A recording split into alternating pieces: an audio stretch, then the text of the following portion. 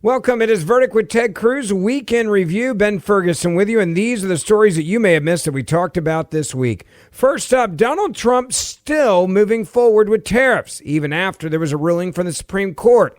How was he able to do that? And did he actually get advice from a Supreme Court justice? Yeah, he did. We'll tell you all about it. Also, the State of the Union speech. It moved the needle for Donald Trump with Americans, including some Democrats.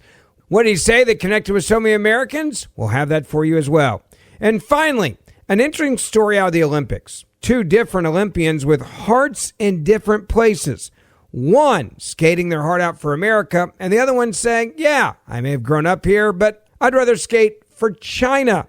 That incredible story in just a second. It's the Weekend Review, and it starts right now. All right, I want to move on to another issue, and we made predictions on this show. This is when I should say you made predictions on this show. Separate myself from them.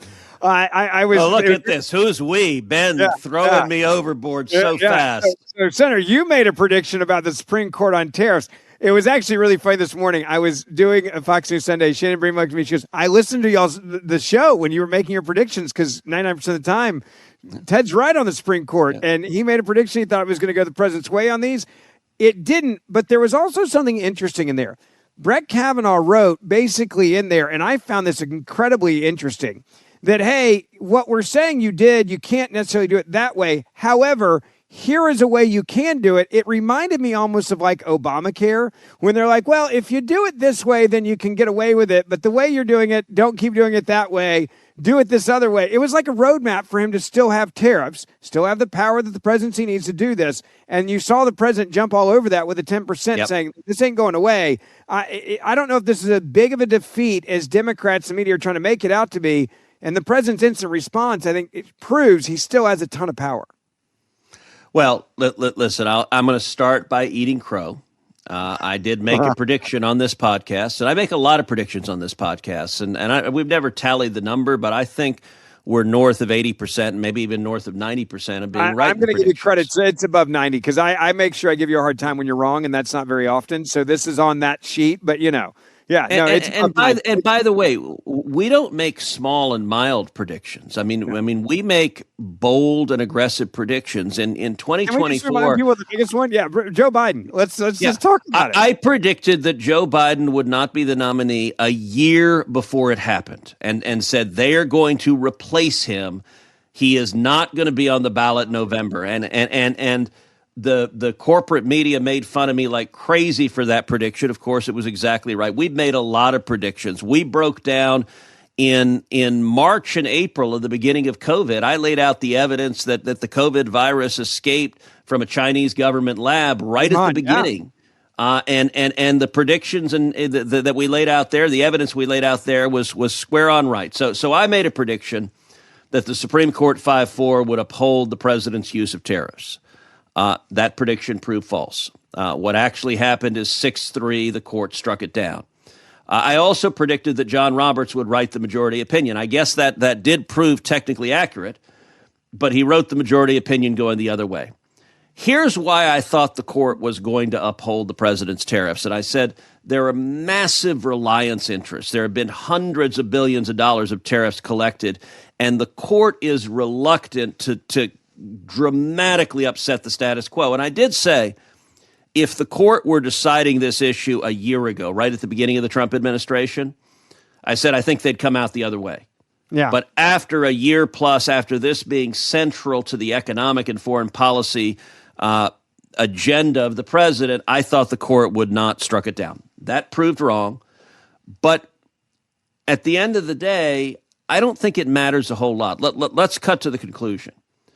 I don't think the consequences of this decision are going to be all that much.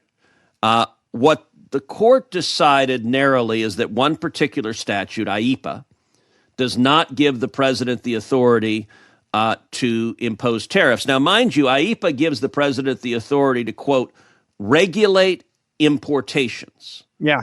And so the majority opinion concluded the president can ban an import from a country, can say, we will import 0 German cars into America. He can do that. But he can't say we're going to charge $1 for each one of those German cars. Yep.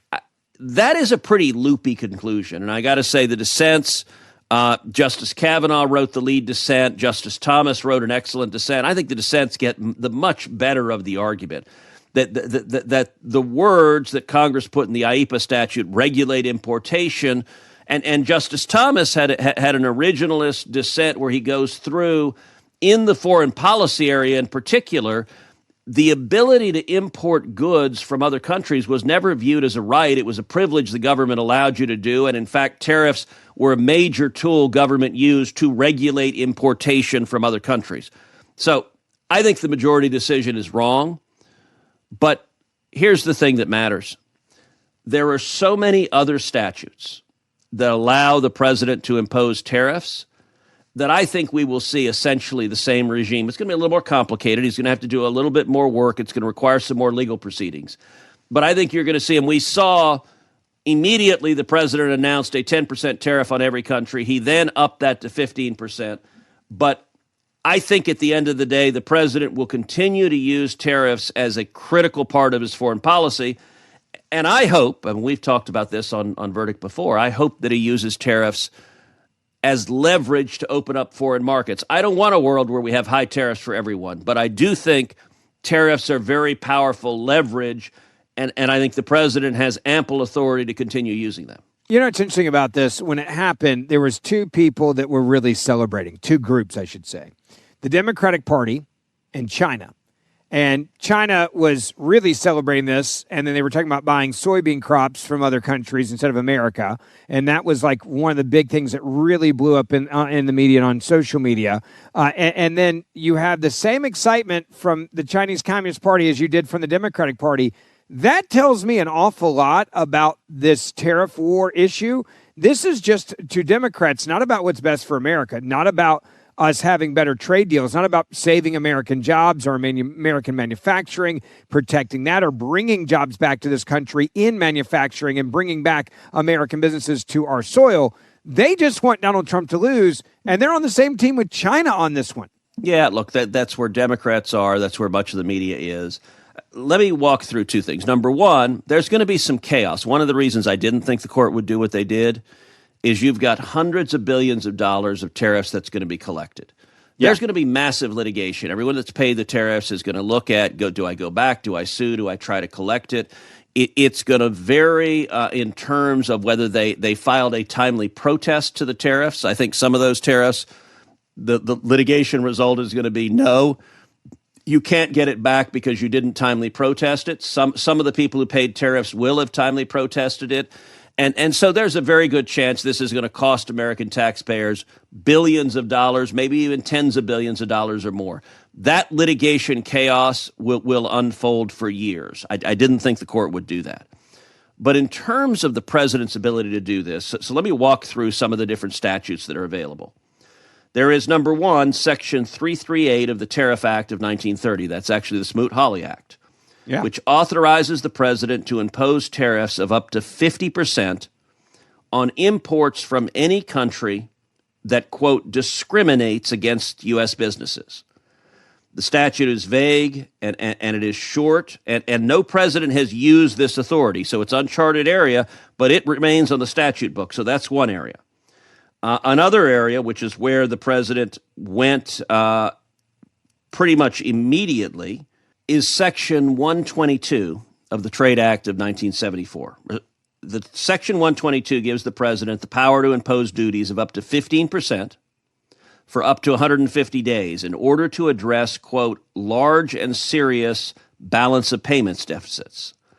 Congress has to vote to extend them past the 150-day limit, or else the duties expire, but the president is able to reissue them on expiration. This is what the president used as a result immediately to impose the 15% tariff. So that's one avenue. And then there are a couple of others. Section 301 of the Trade Act of 1974 authorizes the U.S. Trade Representative to investigate and act upon results of an investigation revealing unfair trade practices. Section 301 has been used quite a bit. In 2024, the Biden administration opened 3 investigations under Section 301, and determined that the countries had violated the provisions there. That's also what in Trump's second administration, U.S. Trade Representative's office has opened a 301 investigation into Brazil and China, and they're considering one for Korea. So Section 301 takes an investigation. It's a little slower, but it gives more potent tariff authority. There is also Section 232 of the Trade Expansion Act of 1962. And that allows the president to impose restrictions on goods and imports, and following an investigation, if it's found that the imports, quote, threaten to impair U.S. national security. So Trump has used that for steel imports and aluminum imports. In 2025, he expanded steel and aluminum tariffs, increasing the aluminum rate to 25%, eliminating all country exemptions. To date, the Trump administration has launched 12 different Section 232 investigations, concluded 5.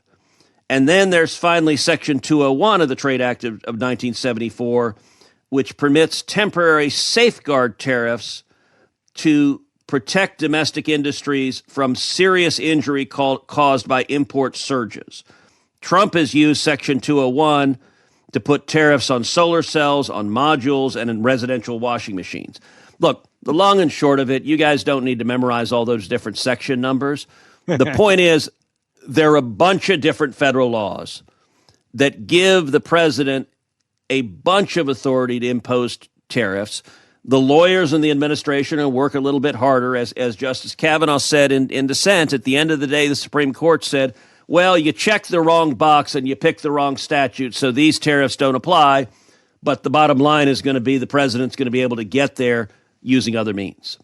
Now, if you want to hear the rest of this conversation, you can go back and listen to the full podcast from earlier this week. Now on to story number 2. The question then I have, as a proper conservative who is always looking for the downside of things, just to temper my jubilation, do you think, I think universally the speech was viewed as quite good, quite effective. Does it make a meaningful difference in the midterms? Look, I think it does. Do you? All right, lay out why. And I'll tell you why. This speech was the things that irritate Republican / moderate voters about Trump. That it's all about him, and he doesn't know when to, the mean tweets and when to shut up, and the things that irritate those that can stay home. Watching his demeanor tonight, he came across in such a way of like, these guys don't want this, these guys don't put you first, these guys don't do this. He also was giving incredible accolades and awards, and the U.S. hockey team, there was momentum there. It was one after another. It was a 100-year-old man, a veteran. It was the guy who was flying the helicopter, the Chinook, and telling a story. He was praising what makes America great and the people that make America great. I actually think that if you are a moderate voter, someone, maybe a Republican that traditionally stays home during the midterms, I actually think that this speech landed with you more than any other speech of Trump, the way it played on TV. I think it also is going to land on the economic issues of him reminding the no tax on tips, the no tax on overtime. I'm trying to make life more affordable. The gas prices. Those are things that I actually think will they've been hammering him on, it's approval ratings at 40 this or 39 or 38, depending on what poll. I think he gets a bump that actually stays because he landed it so well in the audience. And he looked really calm. He looked really just like, I'm doing this because I want to fix the country. And other speeches haven't come across that way always. Yeah, let me agree with you in that I think the message tonight was the record of the last year. Yep. And the record of the last year, I believe, is objectively phenomenal. Yeah. And I've been in the Senate now 14 years. We've never had a year where we've accomplished even a fraction of what has been accomplished in the last year. I mean, it is staggering, and he did a good job. You know, we talked about on the last pod how I spent 30, 40 minutes on the phone with Trump last week. And one of the things we talked about was messaging for the midterms. And I said, listen, we need to focus on results, on the very real results. securing the border, 99% drop in illegal crossings. And then I encouraged him, a message that's not getting the attention it should is the impact on crime. Yes. Amen. Murder Totally rates agree. have dropped 20%. Drug overdose deaths have dropped 20%. There are literally thousands of Americans who are alive today because Trump was elected and Republicans won Congress. It's a great message. Yeah. And that's been lost. And I was really happy, like the first 20 minutes of the speech were laying out that message. Yeah. And going through murder rates and crime rates and DC rates and like how unhappy the Democrats were that crime rates had plummeted in D.C. and New Orleans and your hometown of Memphis. Memphis, yeah. And the Democrats were furious Yeah.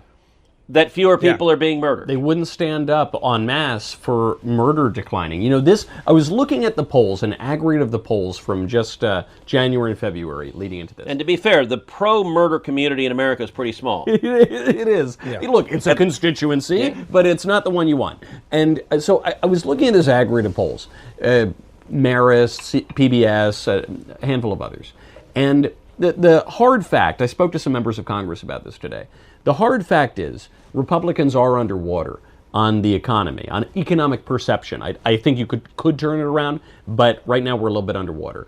On health care, Democrats always win on health care, and on defense of democracy, or it's kind of a contrived category, but anyway, they win on that. So the ones that we're winning on right now, quite decisively, are immigration and border enforcement, even more so, now the border is shut down, and especially on crime. So the key, it seems to me, is, one, that tells you people are concerned about safety, and two, if you can tie all of that together, the crime relates, obviously, to illegal immigration, that's why it's called illegal, and the housing prices even, all the way to the fact that you have 6 months consecutive decline on housing prices coinciding with mass deportation. With 2 million people being deported, and that's just less demand. That's right. You know, by the way, like a couple of weeks ago, the Houston Chronicle had a front page story that said murder rates in Houston have declined 18%. Yep. And Heidi showed me the article because she knew it pissed me off.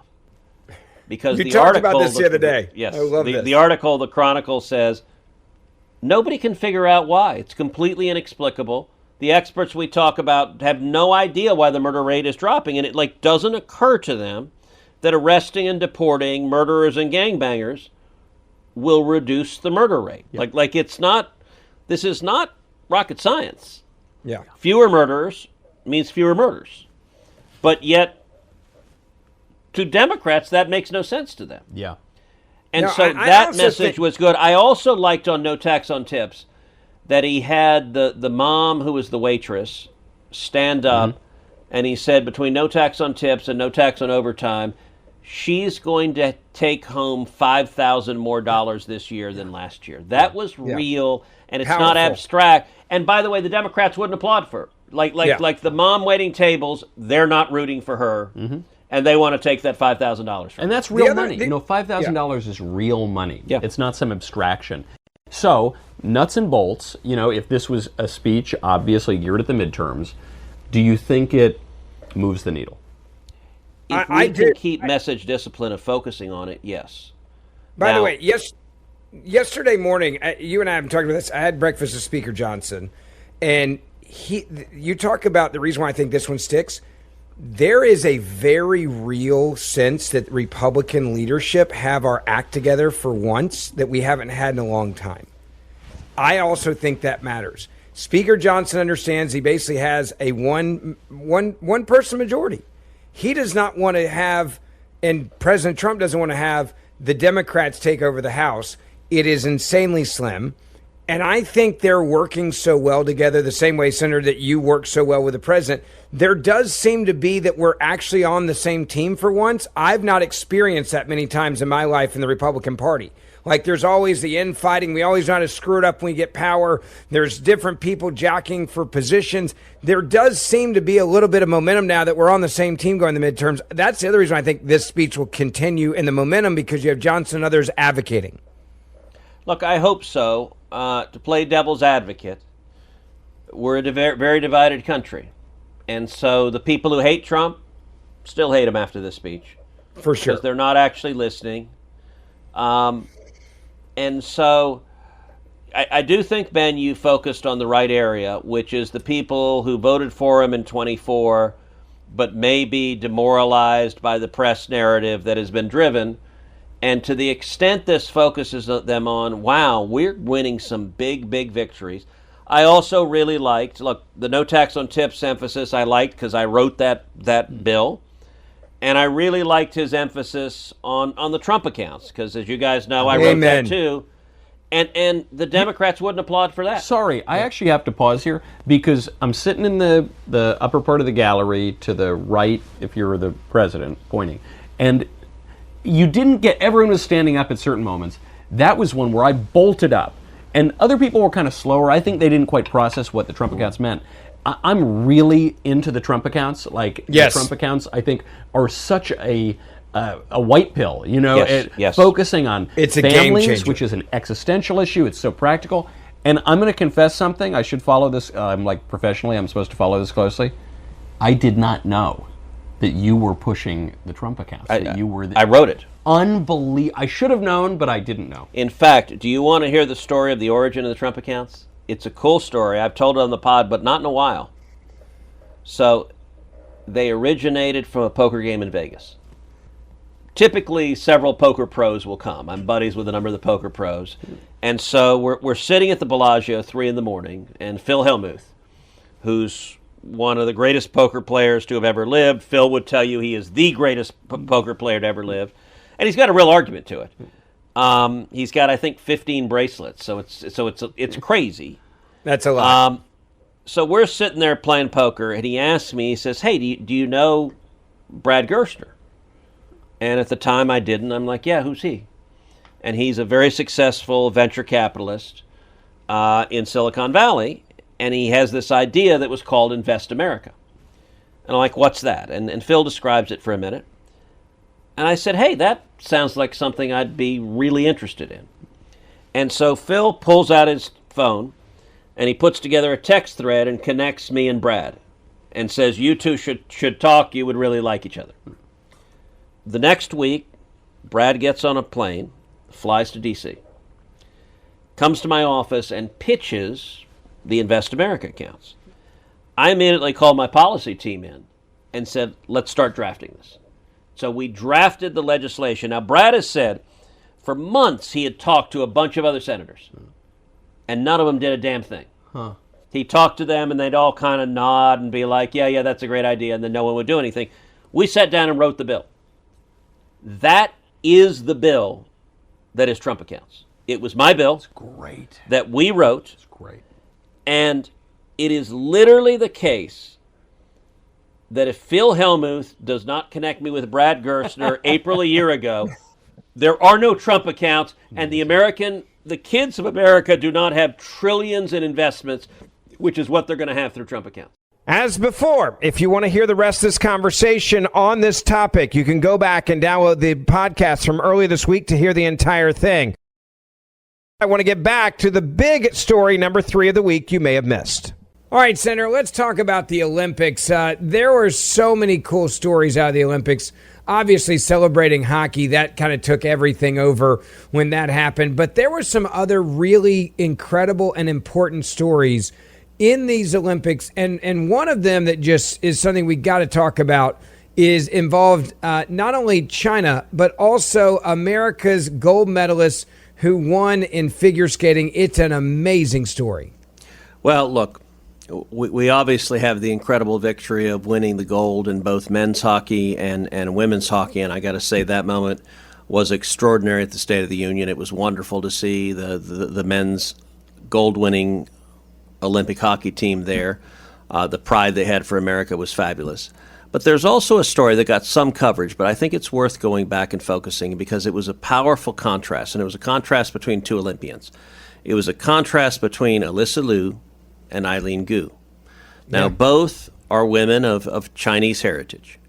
One, Alyssa, competed for the United States. The other, Eileen, competed for China. Let's start with Alyssa because Alyssa's story is extraordinary. And I want to read from a tweet from a fellow named Afshan Amrani. I don't know who this person is, but I thought the way he wrote it was very effective. Here's what he said. The ultimate American revenge story. The script couldn't have written it better.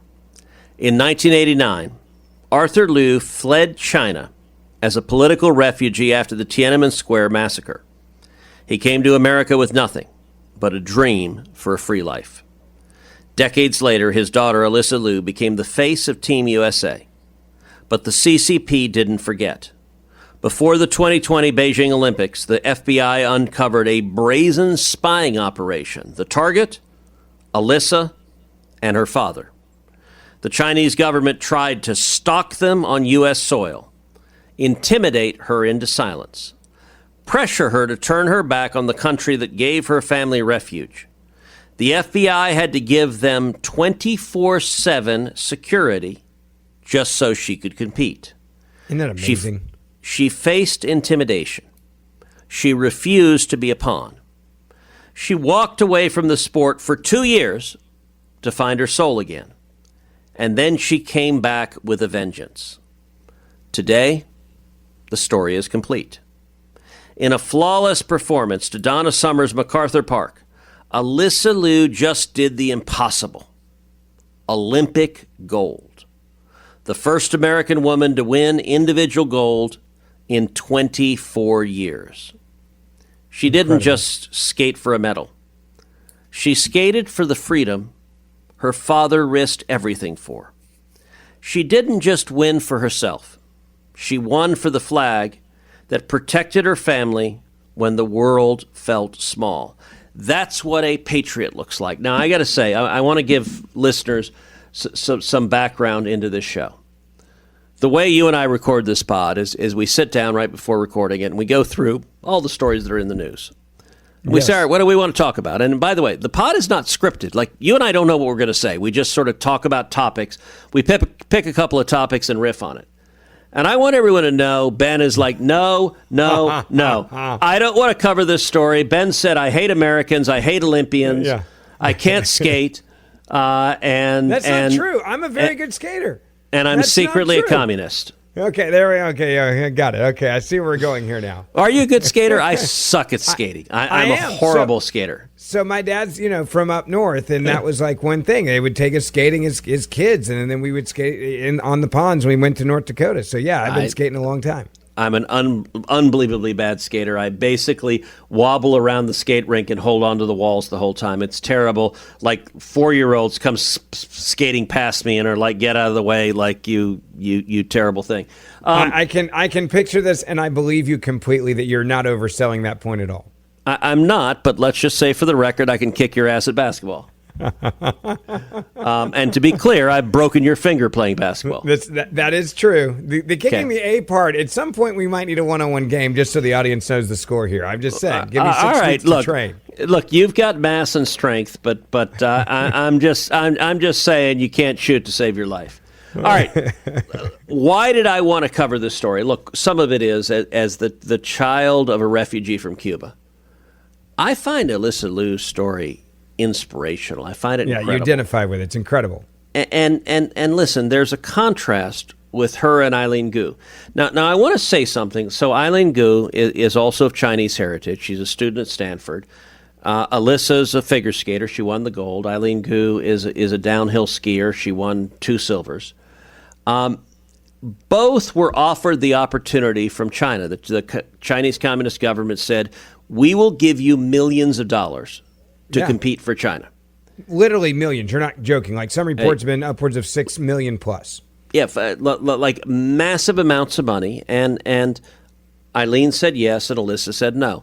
Now, I got to say, in the conservative media, there's been a world of hate pounded and dumped on Eileen.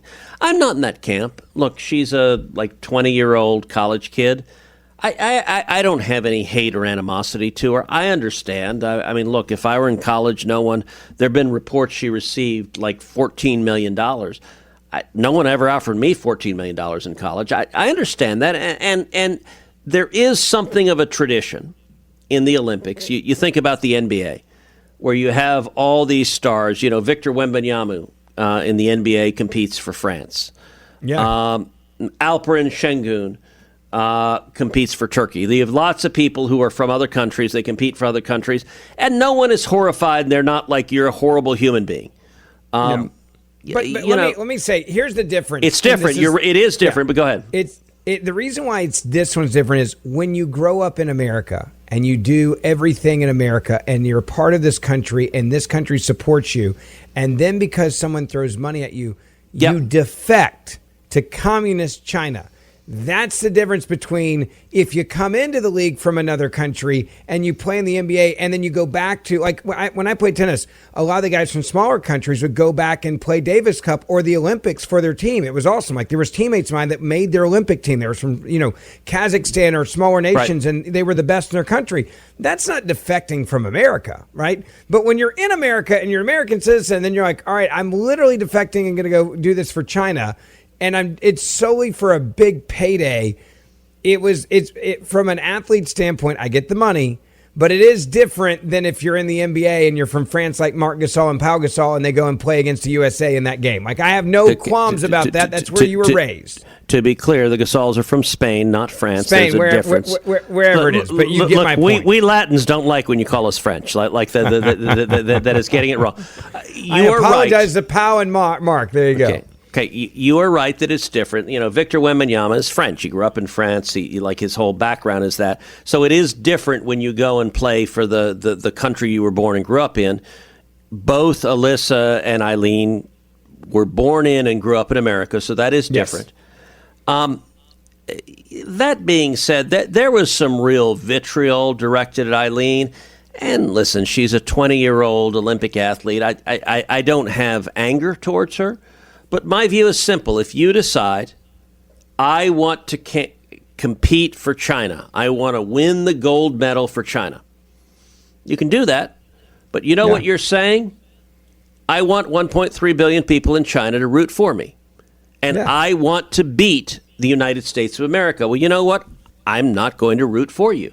I'm going to root for the athletes that say I'm competing for America. I'm not... I thought people were a little bit overwrought in condemning Eileen Gu. I don't know her at all, and she's a talented athlete, and she's, a 20-year-old kid. But she made the decision she wants the Chinese to root for, and she does not want America to root for. And to be clear, when she made that decision, she's saying, I want the United States of America to lose. Yeah. That's a decision I disagree with. And the contrast with Alyssa Liu, she was offered millions of dollars. Senator, I also think just really cool part of the story is Alyssa Liu's father. We mentioned that earlier. Yeah. But this is a guy that sacrificed everything, had to flee the country, comes to America. He is literally being attacked and still being hunted by the Chinese government to the point where the FBI is coming after him. And on top of that, stays focused to make his daughter an Olympic gold medalist while having to look over his shoulder to the point where the FBI had to give them protection. That's the best part of the story as well. They love this country. They didn't take the money. Right. And by the way, if they took the money, I'm assuming they wouldn't have needed protection anymore, right? Look, he was incredibly driven. He raised his daughter. She was extraordinary. And I will say one aspect of this story that I really like. According to the internet, according to Twitter, apparently Alyssa Liu is politically liberal. And so leftists are like, you conservatives can't cheer her on because she is allegedly woke. Yeah. I don't know if she's politically liberal or not, but you know what? I don't care. She competed for America. When she was standing there, she had the American flag around her shoulder. She's tearing up as the Star-Spangled Banner. She's cheering for America, and I'm cheering for her, and I don't give a damn if she votes for Barack Obama or Joe Biden. She's an American, and I'm proud to cheer her on. As always, thank you for listening to Verdict with Senator Ted Cruz. Ben Ferguson with you. Don't forget to download my podcast, and you can listen to my podcast every other day you're not listening to Verdict, or each day when you listen to Verdict afterwards. I'd love to have you as a listener to, again, the Ben Ferguson podcast, and we will see you back here on Monday morning.